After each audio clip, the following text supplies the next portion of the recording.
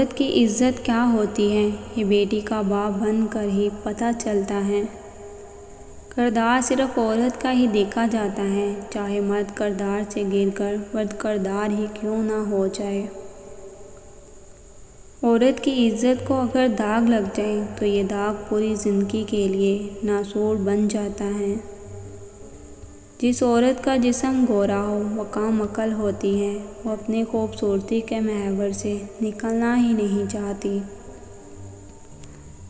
اگر کوئی مرد تمہیں چھوڑ دے تو دکھی ہونے کی بجائے خوش ہو جایا کرو، کیوں نہ کہ وہ تمہارے لائق نہیں تھا۔ اگر وہ واقعہ مرد ہوتا تو تمہیں چھوڑتا نہ۔ جس عورت کا شوہر پر رعب ہو وہ زمانے پر راج کرتی ہے، جس گھر میں عورت کا رعب ہو وہ گھر ذلیل ہو جاتا ہے۔ دنیا بھی عجیب ہے، اگر بیوی ہے تو غلام بنا کر رکھا ہے، اگر بیٹی ہے تو سمجھ بوجھ کر پیار کیا، اگر بہن ہے تو ہمیشہ شک کی نظر سے دیکھا۔ بس عورت ماں کے روپ میں ہی اچھی دکھائی دیتی ہے۔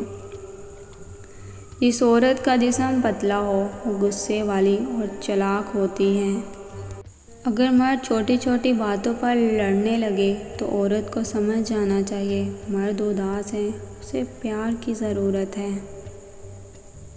عورت کی سب سے بڑی عبادت اپنی عزت کی حفاظت کرنا ہے۔ اس عورت سے شادی کر جو نگاہیں نیچی رکھتی ہو، کم بولتی ہو اور جس میں حسن اخلاق ہو، کیوں نہ کہ ایسی عورت کے مقدر میں بے بہا دولت ہوتی ہے۔ عورت الٹی لیٹ کر سوئے ہو تو بد اخلاق ہوگی۔ اگر عورت کو عزت ملے تو وہ اپنے بہن بھائی والدین سب کچھ خاوند پر قربان کر دیتی ہے۔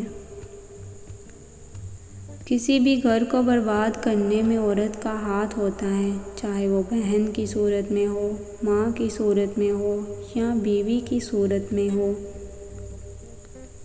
اگر مرد کو عورت کی غلطی کا پتہ چل جائے تو اسے شوہر کے گھر میں مجسمہ بن کر زندگی گزارنا پڑتی ہے۔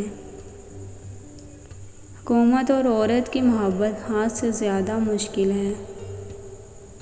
عورت مرد کو خوش کرنے کے لیے اپنا آپ بدل دیتی ہے، اپنا دل، اپنی خواہشات بدل دیتی ہے کہ کہیں مرد کی نظر نہ بدل جائے، مگر مرد پھر بھی اپنی عادت سے مجبور ہو کر اپنی نظروں کی حفاظت بھی نہیں کر سکتا۔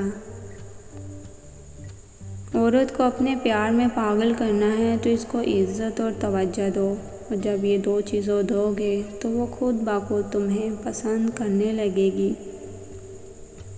عورت کی زبان وہ واحد چیز ہے جو اس کے سارے عیبوں کو چھپا لیتی ہے۔